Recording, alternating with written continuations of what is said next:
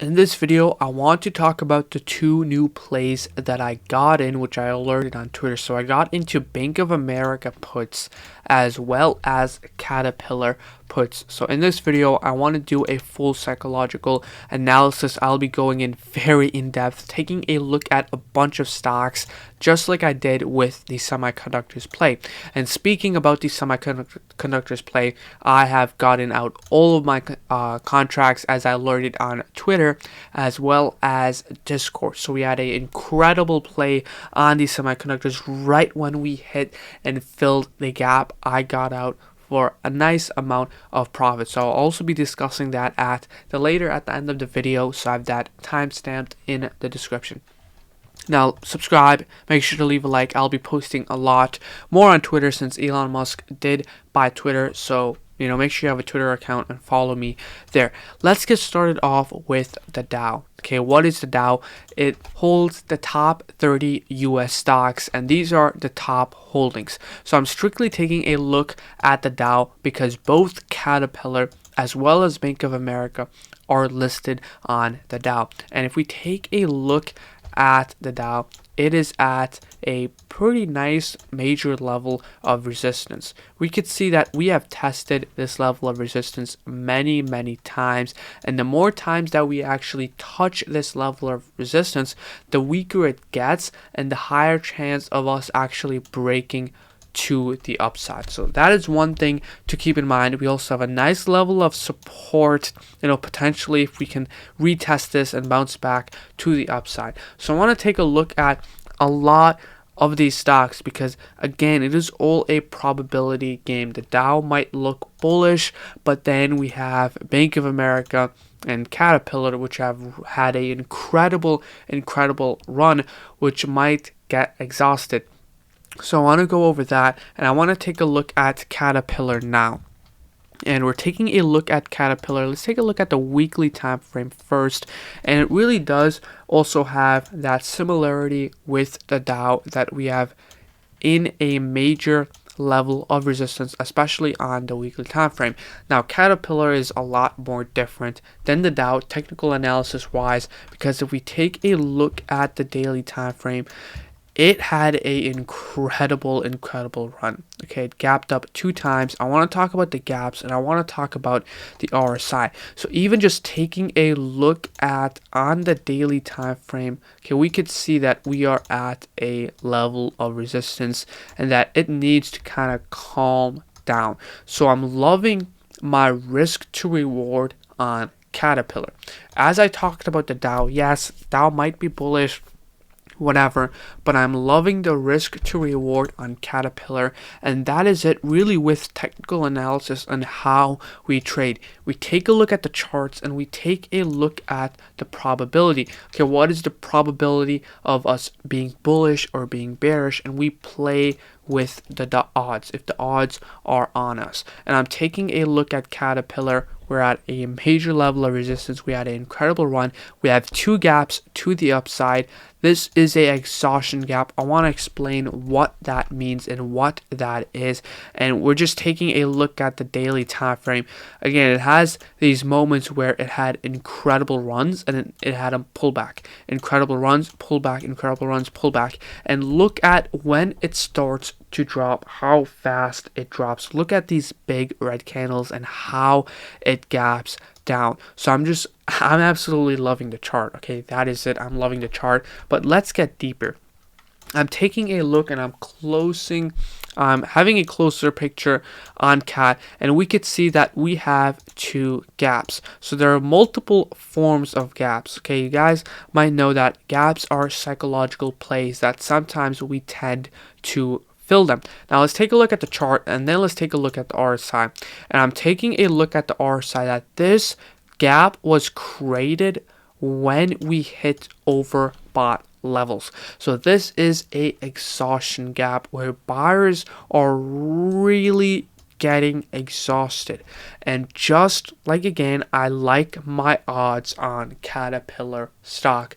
The chances of it just keep just going up is low. So I'm loving my chances on Caterpillar, especially since if we take a look at a closer picture, it's kind of just trading sideways right now. It has a gap down below and another gap down below. And I'm taking a look at the chart. I do have multiple price targets, but my main price target for Caterpillar is 210 to kind of test this gap down below. So I hope you guys can kind of get a understanding of how I do my technical analysis, how I take a look at my trades. It is all probability. It is all a probability game. What are the probability of it to just keep going up again after hitting a major level of resistance, after having a incredible run, the RSI getting just overbought? What are the chances it keeps running? And that is why I got puts, and that is why I am loving to play on puts. Now let's take a look at Bank of America.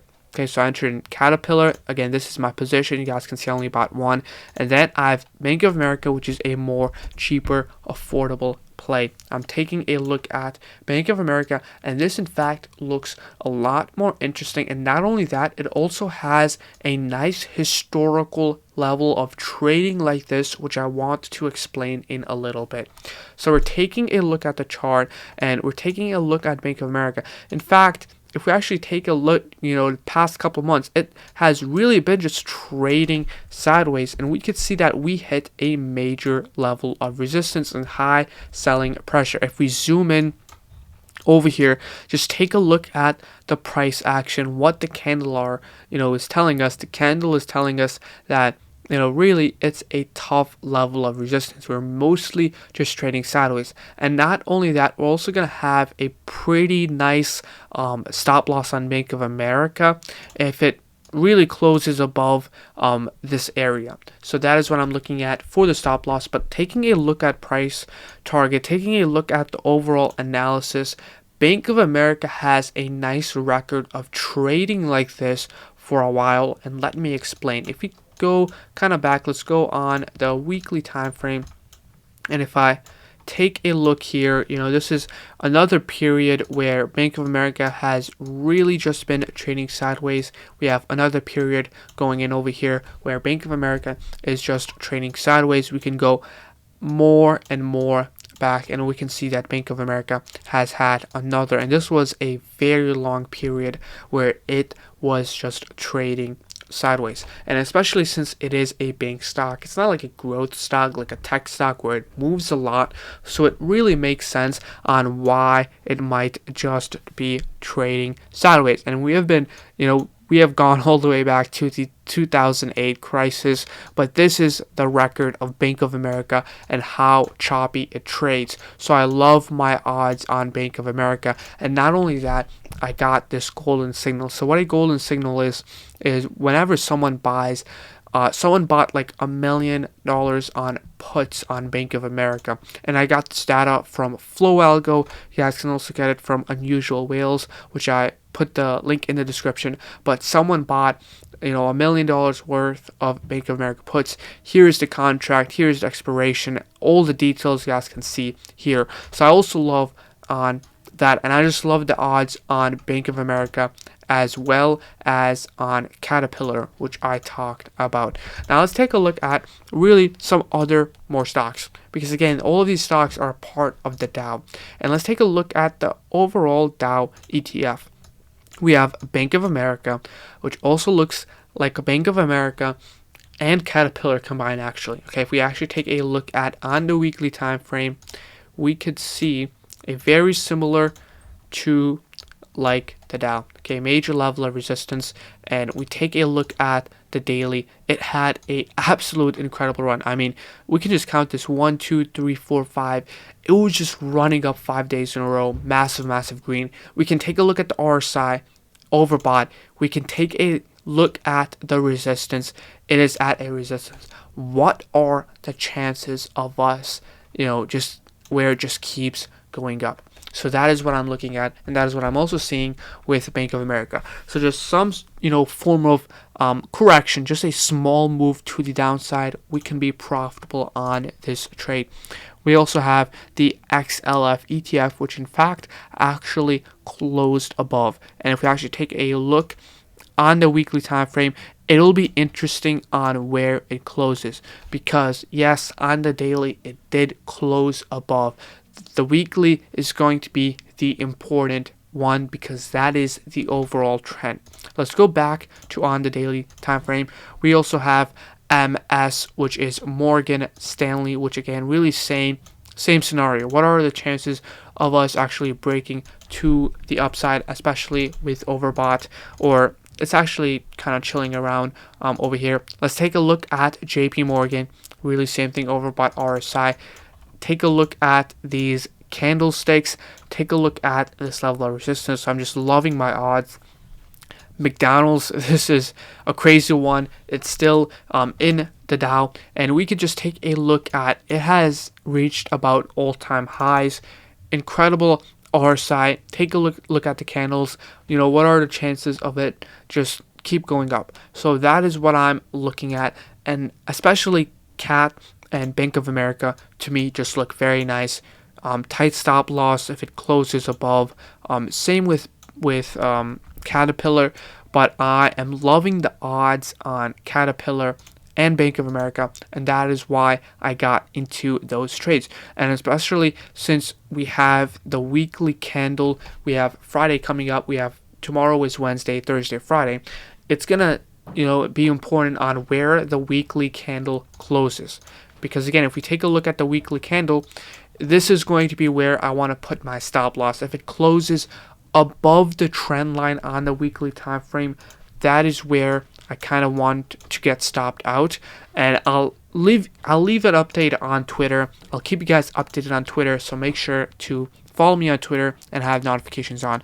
Now let's leave an update on SOXX and AMD. So I got out of SOXX and AMD. I alerted this on all the servers. Okay, I alerted on all of these servers, and let's take a look at SOXX. And in fact, we actually got out at a very, very nice time.